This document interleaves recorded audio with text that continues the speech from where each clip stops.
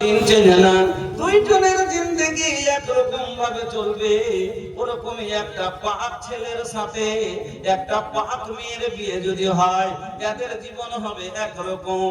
ছেলেটাও নামাজি, মেয়েটাও নামাজি, ছেলেটাও দিনদার, মেয়েটাও দিনদার, এদের জীবনই একরকম সুন্দর ভাবে চলবে। কিন্তু বন্ধু আমার, দুটো যদি দুরকম হয়ে যায়, ছেলেটা হলো পরহেজগার আর মেয়েটা হলো বদকার, ছেলেটা হলো পরহেজগার আর মেয়েটা পড়ে গেছে বদকার, ছেলেটা হলো আলিমে দ্বীন মাওলানা সাহেব আর মেয়েটা পড়ে গেছে কলেজ পড়া ইংরেজি ফ্যাশন ওয়ালি। ছেলেটা হলো মাওলানা সাহেব আর বিয়ে হয়েছে কলেজ পড়া মেয়ে ইংরেজি ফ্যাশন ওয়ালির সাথে। তবে এবার ও তো আপনার আন্দাজে চলবে, কেন যে ইংরেজি ফ্যাশন আন্দাজ আছে আর কলেজের আন্দাজেও চলবে। আর মৌলভী সাহেব বলবে যে দ্বীনি আন্দাজে চলো, কেন দ্বীন এটা বলছে, শরিয়ত এটা বলছে। মৌলভী সাহেব বলবে, ও বলবে, মহিলা বলবে কলেজ পড়া মেয়ে বলবে রবিবার করে চলো আমাকে ঘুরতে নিয়ে চলো বাইরে। আর মৌলভী সাহেব কি বলবে যে না, কোরআনে লেখা আছে ওয়াকারনা ফি বুয়ুতিকুন্না ওয়ালা তাবাররাজনা তাবাররুজাল জাহিলিয়াতিল উলা। মহিলারা রে, আল্লাহ রাব্বুল আলামিন বলেন, রে মহিলারা, বিনা কারণে বাড়ি থেকে বের হোস না, তোরা বাড়িকে শক্ত করে ধর, বাড়িতে বেশি বেশি থাকার চেষ্টা কর। একান্ত কোনো দরকারে যদি তোকে যেতেই হয়, তাহলে তুই বেজালাবে বিহীন না, পর্দা ছাড়া তুই বাইরে যাবি না। তো মৌলভী সাহেব কোরআন পড়েছে, তো কোরআন যেভাবে বলছে ওইভাবে স্ত্রীকে চালাবে চেষ্টা করবে। আর ও কলেজ পড়েছে, তো কলেজে যেভাবে চলে আদত আছে ওইভাবে চলবে। তো দুজনাতে তখন মিল খেবে না, দুজনাতে মিল খেবে না। কারণ সংসার দু চাক্কা দুরকম হলে যেরকম গাড়ি চলবে না, ওরকম দুজনা দুরকম হইলে সংসার চলবে না। তখন এই জন্য ভাই, বিয়ে শাদী দিবেন একটু দেখে শুনে দিয়েন, বিয়ে শাদী দিবেন একটু দেখে শুনে মিলিয়ে চেষ্টা করে দিয়েন। তো স্বামী স্ত্রী হলো জীবনের গাড়ির দুটো চাক্কা, তাহলে জানতে গেলে স্বামী স্ত্রী ছাড়া জিন্দেগি কাটবে, একটা স্ত্রীকে কি কি হক স্বামীর আদায় করতে হবে, একজন পুরুষকে স্ত্রীর কি কি হক আদায় করতে হবে, আসেন বায়ান করছি। একজন স্ত্রীর ওপরে তার স্বামীর হক হলো 6টা। ভালো করে মনে রেখেলেন, আপনারা কি বলছি, হক আদায় করে নেবেন স্ত্রীর কাছে। কি কি 6টা হক আপনার স্ত্রীর উপরে, ভালো করে মনে করে যান, কারণ কান ধরে নেবেন একবারে। যেটা মৌলভী সাহেব কাছে হাদিস 6টা শোনাচ্ছি, 6টা হাদিস শোনাচ্ছি, টপিকের কথা বলবো না, হাদিস থেকে বলবো একবারে। হ্যাঁ, 6টা হক আপনার স্ত্রীর উপরে আপনার আছে। হ্যাঁ, কি কি হক এই শুনে যান, কাল হন একবার আদায় করবেন। এটা আমার হক আদায় করতে হবে তোকে। আর একজন স্ত্রীর হক আছে 4টা ভাই, কয়টা? 4টা। মা খালাকে শোনাবো, আপনার হক আপনার পুরুষের কাছে আদায় করে নেবেন একবারে, যেটা আমার হক আমি পাই, আমি নিব। যারা মা খালা যারা বলছেন যে আমার স্বামী ভালো না, মারছে গাল দিচ্ছে, আজকে 6টা হাদিস আপনাকে শোনাচ্ছি। যদি জীবনে বাস্তবায়ন করতে পারেন, যদি আমল করতে পারেন, স্বামীর মায়ের তো দূরের কথা, জীবনে একটা বড় শব্দও শুনবেন না, জীবনে একটা বড় শব্দও শুনতে হবে না। সব সময় স্বামীর আদরে নিয়ে থাকবেন। বললে কিন্তু কাজ করতে হবে 6টা পুরুষের হক আদায় করতে হবে। আর যারা বলছেন বাবজি যে আমার বউ অশান্তি করে রাখছে বাড়িতে, আপনাকে বলবো কথা 3টে। এই 3টে কাজ যদি আপনারা করেন, আপনার বউ বাড়িতে জীবনে অশান্তি করবে না। এজন্য আপনাকে কাজ করতে হবে 3টে। চলেন তাইলে এবার বয়ান করি। তো পুরুষের হক কয়টা বললাম? 6টা নাকি? আর স্ত্রীর হক বললাম 4টা। তো কার বেশি হলো? পুরুষের। তো আসেন তাইলে প্রথমে পুরুষের হক কটা, কি কি হক পাবে স্ত্রীর কাছে বয়ান করি, তারপরে ইনশাআল্লাহ মা খালাদের হক কি কি আছে বয়ান করব। মা খালা ভালো করে শুনবেন। 1 নাম্বার হক, আর আপনারা তো বলছি কান খারাপ করে শুনেলেন, আদায় করে নেবেন হক। 1 নাম্বার হক হলো স্বামীর খিদমত। 1 নম্বর হক হলো আপনার স্ত্রীকে আপনার খিদমত করতে হবে। গোসলের পানি টিপে দিতে হবে, হাত পা টিপে দিতে হবে, তেল মাখিয়ে দিতে হবে, হ্যাঁ, তারপরে রান্না ভাবে কাপড় খেতে দিতে হবে, মানে যত কাজ আছে। আচ্ছা, আমি মোটরসাইকেল কিনলাম গাড়িতে চড়ে বেড়াবে লেগে, আরামের লেগে, তো আমার গাড়ি কেনার মাকসাদটা কি যে আমি আরাম পাবো? ওরকমই বউ কেনার উদ্দেশ্য আমার কি? মোহর দিয়ে বউ কিনলাম কেন? আরামের জন্য। তাই আমার বউয়ের কাছ থেকে আমি কি নিব? আরাম নিব। আমার মা, এক নাম্বার হক হলো আপনার উপরে আপনার স্বামীর, যে স্বামীর খিদমত আপনাকে করতে হবে। দলিল আল্লাহ রাসূলের হাদিস শুনেন। বিন মুহসিন বলছেন, একদিন আমার ফুফু, আপনারা কি বলেন? আপনারা কি বলেন? পিসি বলেন না ফুফু বলেন? ফুফু বলেন। আমরা তো ভাই বিহারি, মেলে রকমের ভাষা বলি। আমরা সমাজে বেটি বলি, আমরা ফুফুও বলি, আমরা মেরি ফুফিও বলি। হিন্দিতে উর্দুতে বলি তখন মেরি ফুফি বলি, আর ভোজপুরিতে যখন আমি বলি তখন हमरी फुआ बोली। हाँ, ये भैया भोजपुरी वालों के समझ में आवेला? आवेला ना? अरे अंसारी वाला काहे ना समझ में आई? हाँ, अंसारी लोग के भोजपुरी समझ में आई, और बीच बीच में इंशाल्लाह चटनी नियम चटाई भोजपुरी। हाँ, दरवाजा खाली धीरज रख के बैठी, माशाल्लाह। तो ফুফু হাসান বিন মুহসিন বলছেন, একদিন আমার ফুফু কোন কাজে আল্লাহর নবীর বাড়ি গেলেন, কোন কাজে আল্লাহর নবীর বাড়ি গেলেন। এবার কাজ হয়ে গেল, যে কাজে গেছিল কাজ হয়ে গেল। কাজের শেষে আমার ফুফু আল্লাহর রাসূলের বাড়ি থেকে বেরিয়ে আসছেন। এমনি সময়তে আমার ফুফুকে আল্লাহর রাসূল প্রশ্ন করলেন। আল্লাহর রাসূল প্রশ্ন করলেন। কি প্রশ্নটা ছিল? আল্লাহ রাসূল বলছেন মহিলাকে, আচ্ছা বলো তো, তোমার স্বামী বেঁচে আছে? তোমার স্বামী বেঁচে আছে? তো মহিলা বলছে, জি হুজুর আছে। আল্লাহর নবী এবার মহিলাকে বলছে, আচ্ছা বলো তো, তোমার স্বামীর সাথে তুমি কেমন ব্যবহার করো? তোমার স্বামীর সাথে আচরণটা কেমন করো? তোমার স্বামীর খিদমত কতটুকু করো? ওই মহিলা বলছে, আল্লাহর নবী গো, আমার স্বামীর খিদমত আমি কতখানি করি শুনুন।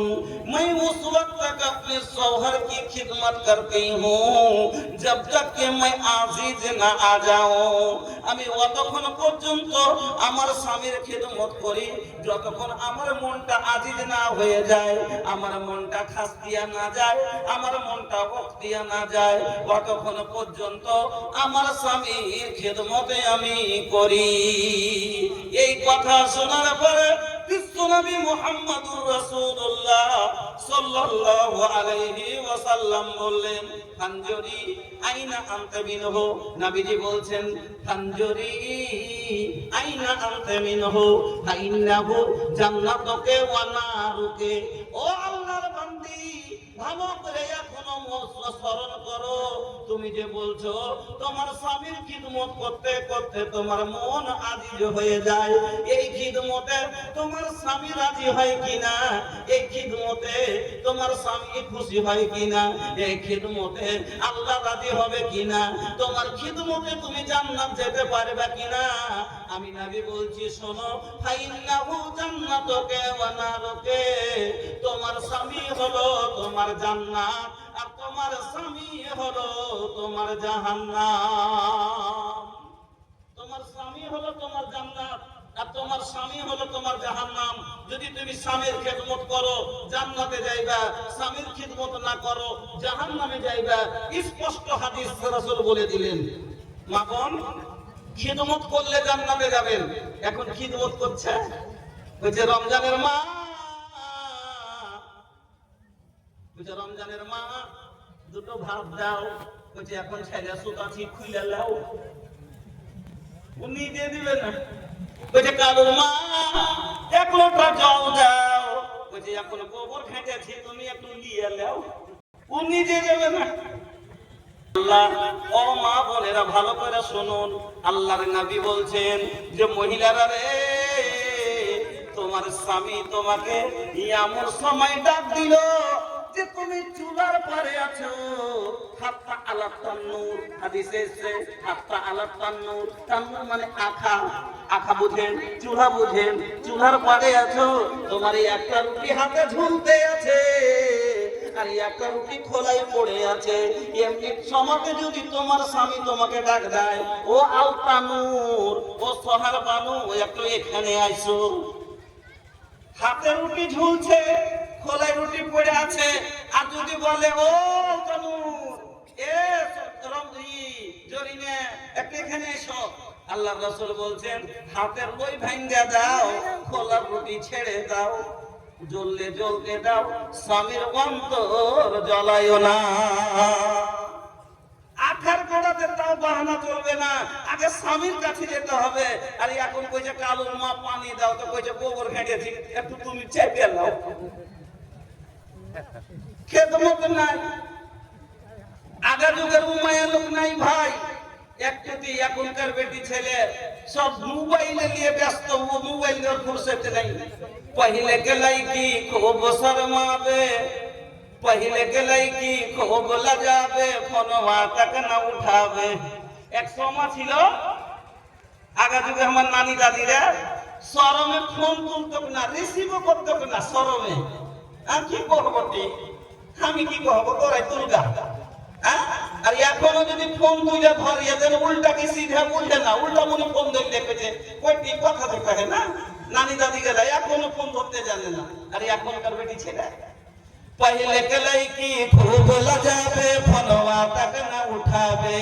अरे अभी के लड़की दिन भर में छो लड़का से बतियावे। अरे এখন दिन में ने छोटा खाली और बॉयफ्रेंड।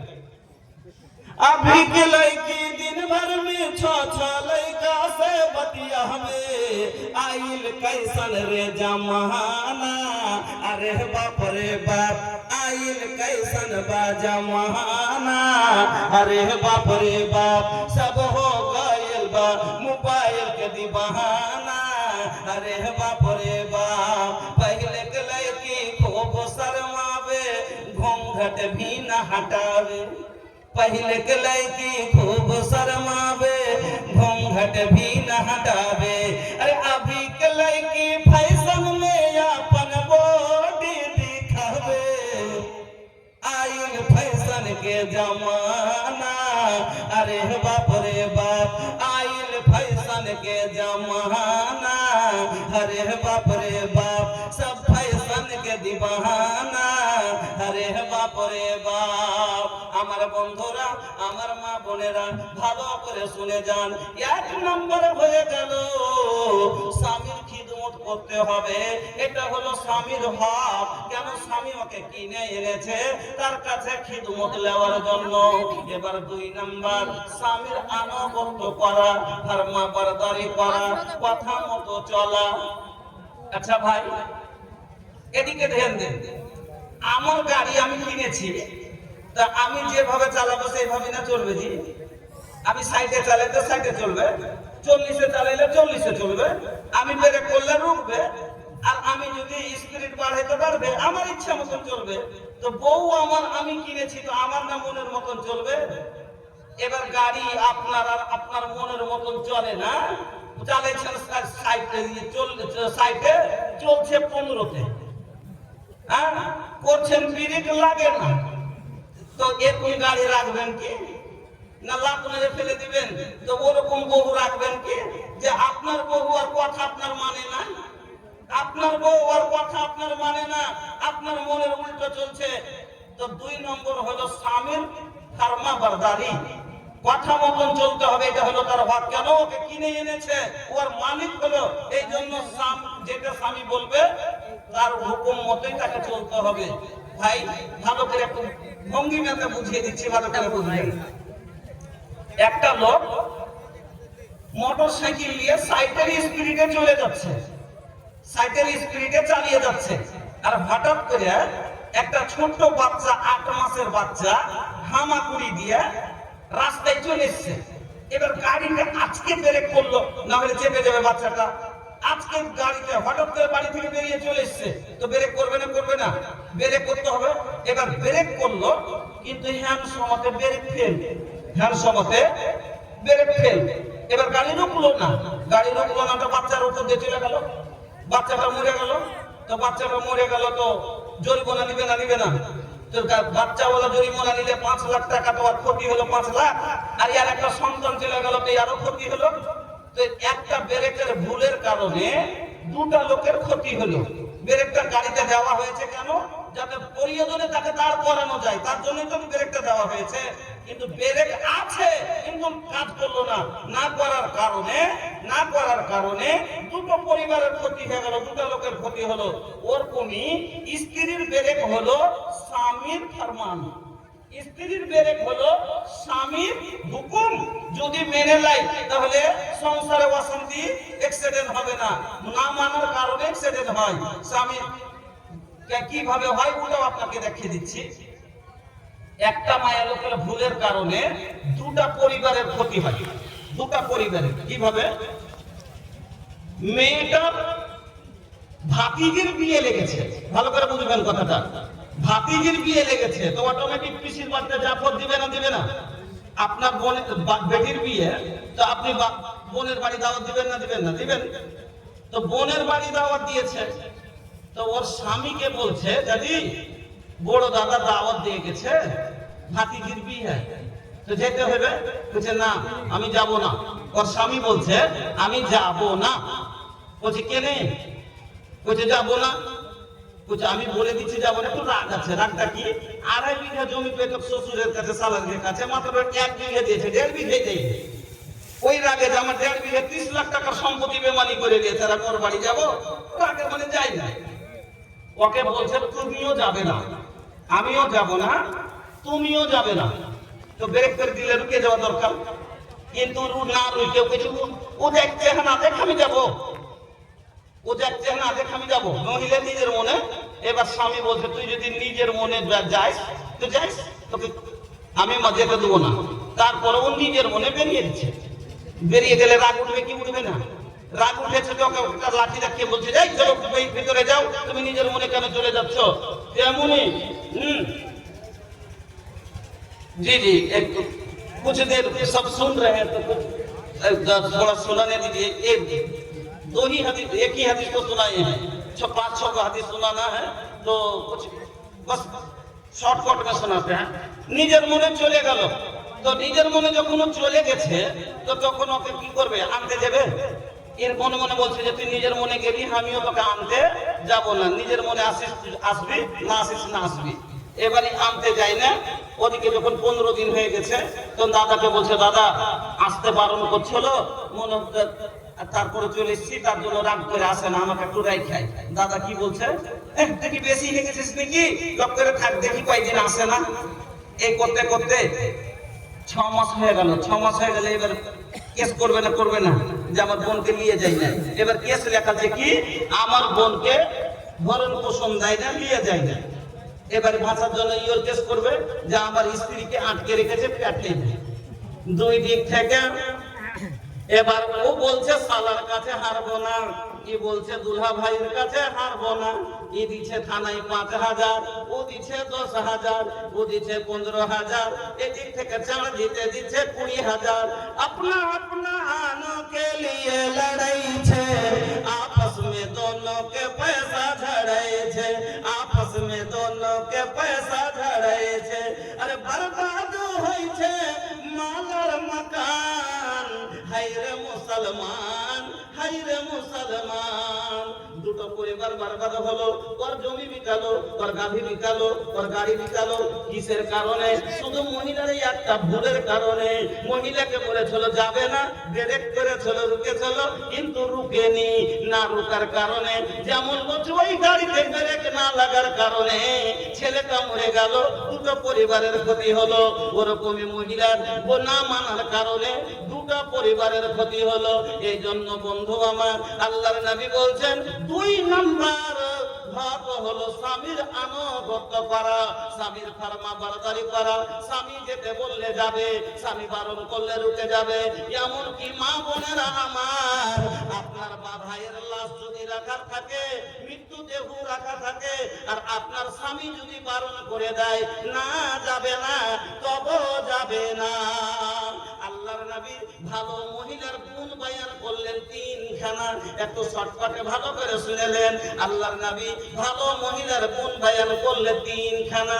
কাতানা আরে কাতানা তিন গো। ভালো মহিলার গুণ হলো তিনটা। এক নাম্বার নবীজি বলছেন আল্লাতি তাসুরুহু ইযা নাজারা, जब उसका सौहर उसे देखे तो खुश हो जाए। প্রথম হলো যখন তার স্বামী তাকে দেখবে আনন্দ পাবে। সব সময় স্বামীকে আনন্দ রাখার চেষ্টা করবে। পেটে যদি একটু কমও খেতে পায়, ভিতরে কষ্টের পাহাড় ভাঙছে, মনে সুখ নাই। তারপর স্বামী বাড়িতে এসে, স্বামী বিদেশ থেকে আসবে, মাঠ থেকে আসবে, যেখান থেকে আসবে, স্ত্রীকে দেখে খুশি হবে। তো খুশি কখন হবে জি ভাই? যখন স্ত্রীর মুখে এত বড় গোপ না হয়ে থাকবে তখন না। ভিতরে কষ্টকে ভিতর ফাটছে, কিন্তু স্বামীকে দেখে হাসি বার হইলে তাৎক্ষণিক করছে। কষ্টকে বুক ফাটছে কিন্তু হাসি বের হয় না, তারপর হাসার চেষ্টা করছে। ভালো মহিলার পরিচয় হলো এটা। নবীজি বলছেন আল্লাতি তাসুরুহু ইযা নাজারা, যখনই তার স্বামী তাকে দেখবে আনন্দ পাবে। দুই নাম্বার ভালো মহিলার গুণ, নবীজি বলছেন অততিহু ইযা আমারা, যখনই তার স্বামী তাকে কোনো আদেশ করবে আদেশের পালন করবে, যদিও মানতে কষ্ট হয়। ভাই মোরে কাছে বোনের বিয়ে লেগেছে, তো সবের ইচ্ছে হবে যে যাবো, হবে না হবে না। আর স্বামী যদি মানা করে দেয় তোর মনে একটা কষ্ট হবে, হবে না হবে না, যাকে যেতে দিলে না। কিন্তু স্বামীর খুশির জন্য, স্বামীকে রাজি রাখার জন্য সেটাও মেনে নিল। এটাই হলো ভালো মহিলার পরিচয়। আল্লাহ রাসূল বলেন অততিহু ইযা আমারা, যখনই তার কথা বলবে, হুকুম করবে, আদেশ করবে, তার আদেশের পালন করবে। তিন নাম্বার গুণ আল্লাহর নবী বলছেন ওয়ালা তুখালিফুহু ফি নাফসিহা ওয়া মালিহা বিমা ইয়াকরাহু, যখনই তার নফসের দ্বারায় এবং মালের দ্বারায় এমন কোন কাজ করবে না যেটা স্বামী পছন্দ করে না। স্বামী পছন্দ করে না এই ধরনের কোন কাজ করবে না। এটা হলো ভালো মহিলার পরিচয়। তাহলে 2 নম্বর হলো স্বামীর আনুগত্য করা। 3 নম্বর স্বামীর অনুমতি দেওয়া। এটা হলো স্বামীর হক। কোন কাজে মহিলাকে স্বামীর অনুমতি নিতে হবে। মার বাড়ি যাবো, এই কাপড় খান্ডা নিয়ে বুঝি, যে কোনো কাজ করলে স্বামীর অনুমতি। এমন কি আল্লাহর রাসূল হাদিসটা শুনেলেন, আপনারা হাদিস শোনাবার মতন সময় আছে। হ্যাঁ, এই হাদিসটা শুনেলেন, আল্লাহর রাসূল বলছেন লা ইয়াহিল্লু লিল মারাতি আন তাসুমা ওয়া জাওজুহা শাহিদুন ইল্লা বিইذনি। নবীজি বলছেন যে কোন মহিলার জন্য হালাল নয় আন তাসুমা, কি রোজা রাখবে। কোন রোজা? নফল রোজা। বন্ধুরা আমার, রোজা রাখাটা নেকির কাজ। নফল রোজা রাখার নেকির কাজ কিনা? তারপরও কোন মহিলা যদি নফল রোজা রাখতে চায়, আল্লাহ রাসূল বলছেন যে স্বামীর অনুমতি ছাড়া, স্বামী প্রেজেন্ট আছে তো স্বামীর অনুমতি ছাড়া নফল রোজা রাখতে পারে না। তাহলে স্বামীর অনুমতি ছাড়া যদি রোজা না, নেকির কাজ রোজা না রাখা যায়, তাহলে অন্য কাজ করা যাবে না। শেষ হাদিস আপনাকে শোনাচ্ছি আরেকটা। স্বামীর অনুমতি ছাড়া মহিলা স্বামীর মাল খরচ করতে পারে না। দলিল হাদিসটা শুনে যান। মা বোন আপনাদেরকে বলছি, ভালো করে শুনেন। আল্লাহর নবী বলছেন লা তুনফিকুল মারআতু শাইআন মিন বাইতি জাওজিহা ইল্লা বিইذনি জাওজিহা ইলা ইয়া রাসূলুল্লাহ ওয়ালা তাম ওয়ালা যাকা আফজালু আমওয়ালিনা। আল্লাহর নবী বলছেন মহিলারাকে, ও মহিলা ভালো করে শুনেন, মহিলারা স্বামীর অনুমতি ছাড়া স্বামীর মাল খরচ করতে পারে না। যেমনি এই কথা বলা, একজন চট করে রাসূলকে প্রশ্ন করে দিলেন। কি প্রশ্ন? আল্লাহ রাসূল ওয়ালা তাম, যদি কাউকে খেতে দেয়, মহিলা যদি নিজের মনে কাউকে খেতে দেয়, খেতে দেওয়া যাবে? খাবারটা কি মানে গুনতি হবে? আল্লাহ রাসূল বলেন যাকা আফজালু আমওয়ালিনা, খাবারটা তো হলো আমাদের উত্তম মাল। তাহলে বোঝা গেল নিজের মনে, স্ত্রী নিজের মনে কাউকে খাইতেও দিতে পারবে না। খালিতো ভাই এসছে, মামাতো ভাই এসছে, নিজের মনে ওকে খেতে দিতে পারে না, জিজ্ঞাসা করে খেতে দিতে হবে, জি আমার খালিতো ভাই এসছে, খেতে দিতে পারবো, খাবো, খেতে দিব? যদি বলে হ্যাঁ তো দেব। তবে বলবেন যে পুলিশে ফকির মিসকিনকে দেওয়া যাবে? ফকির মিসকিনকে দেওয়া যাবে? যাবে। অনেক সময় স্বামী বাড়িতে থাকে না, ফকির আসে না, আসে না, স্বামী মাঠে গেছে, কাজে গেছে, বাইরে আছে, ফকির মিসকিন আসে খেতে চাই, তাহলে তো তাকে দেওয়া যাবে না স্বামীর অনুমতি ছাড়া নাকি? না, ফকির মিসকিনকে দেওয়া যাবে। দলিল সহিহ বুখারী শরীফের হাদিস, আল্লাহ রাসূলের বাড়ির ঘটনা আপনাকে বলছি, এই খালি শুনেলেন। একদিন আম্মা আয়েশা একাই বাড়তে আছেন, আম্মা আয়েশা একাই বাড়তে আছেন, এমনি সময়তে আল্লাহ রাসূলের বাড়িতে একজন মহিলা দুটা বাচ্চা মেয়ের সঙ্গে করে ভিক্ষা করতে এলো, দুটা বাচ্চা মেয়ের সঙ্গে করে ভিক্ষা করতে এলো। আম্মা আয়েশাকে বলছেন, আম্মা আমাদের কিছু দেন, আমরা অনাহারে আছি, আমরা না খেয়ে আছি, আমরা না খেয়ে আছি, আম্মা গো আপনি আমাদেরকে দেন। আহারে মনে করেছে দুই জাহানের বাদশার বাড়ি নবী মুহাম্মদুর রাসূলুল্লাহর বাড়ি যাব, পেট করে দুটো খেতে পাবো, কিন্তু জানে না রে নবীজির বাড়ির খবর যে দুই জাহানের বাদশার বাড়ি কি রকম। फूसों के छावनी में टाटो बिछौना, घर में गरीबी ना चांदी ना सोना। फूसों के घरवा में टाटो बिछौना, घर में गरीबी ना चांदी ना सोना। अरे भुखवा से बांधी लेन सेकम पे पथरिया, तरस गईल दर्शन के हमरी नजरिया, बरस गईल अखियन से कम के बदरिया। जाने ना আমার নবীর বাড়িতে কিছু নাই, আমার নবী নিজেই পেটে পাথর বাঁধে। এইরকম অবস্থা।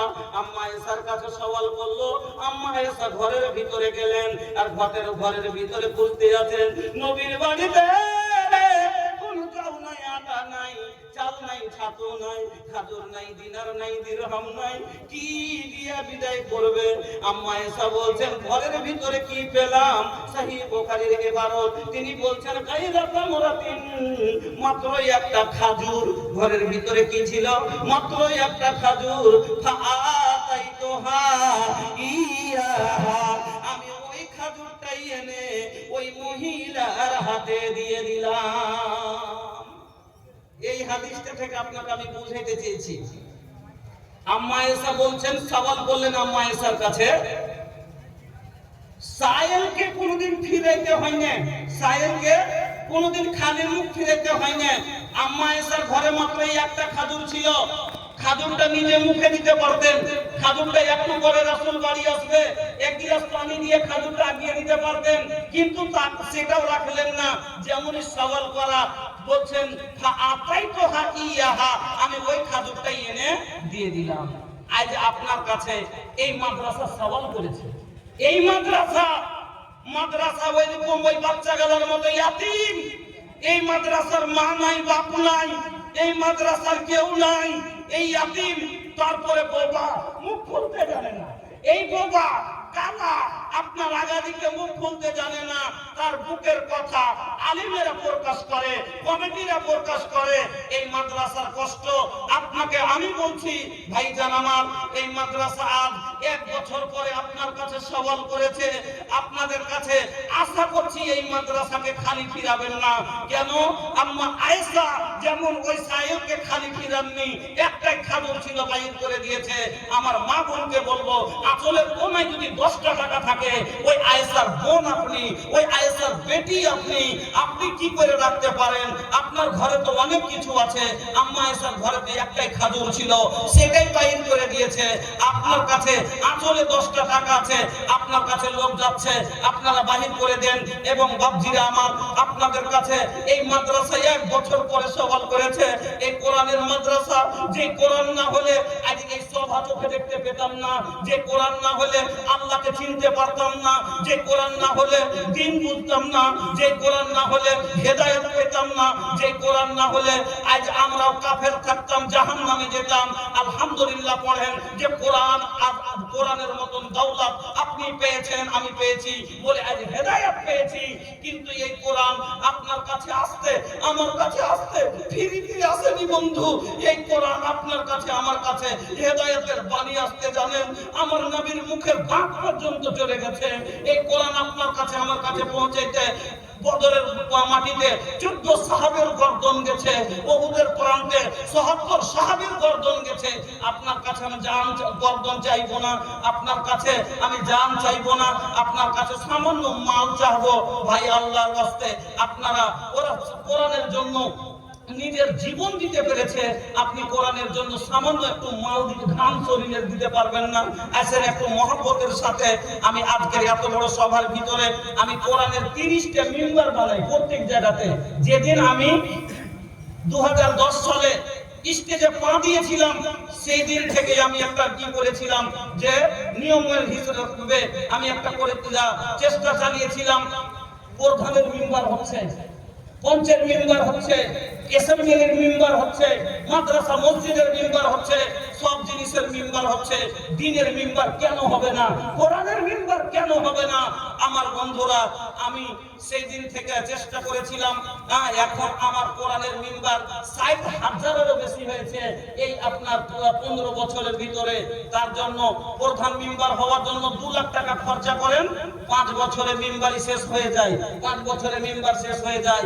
আমি খাবো করি কোরআনের মিম্বার, আমি 1.5 লাখ টাকা চাই না, মাত্র 1000 টাকা বা 1 কুইন্টাল দানা ধান দেন, ভুট্টা দেন, যা ইচ্ছে তা দেন, 1 কুইন্টাল দানা বা 1000 টাকা যে 30টা পাড়ার 30টা মিম্বার বলবে।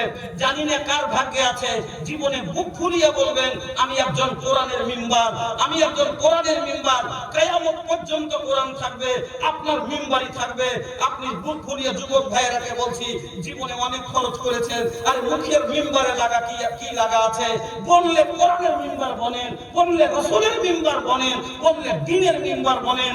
আল্লাহর ওয়াস্তে প্রথম পারা এটা একজন নিয়ে নিয়েছে, একজন এক পারা নিয়ে নিয়েছে 1000 টাকা। আকবরের মাথা, আলহামদুলিল্লাহ সর্বপ্রথম মিম্বার আজকের সভাতে আকবরের মাথা হয়েছে, তিনি 1000 টাকা দিয়ে উনি প্রথম পারা গ্রহণ করে নিলেন। ভাইজান, জীবনে অনেক খরচ করেছেন, একবার বিশ্বাস করে একটা পারা বারকাতান বাড়তে নিয়ে যান।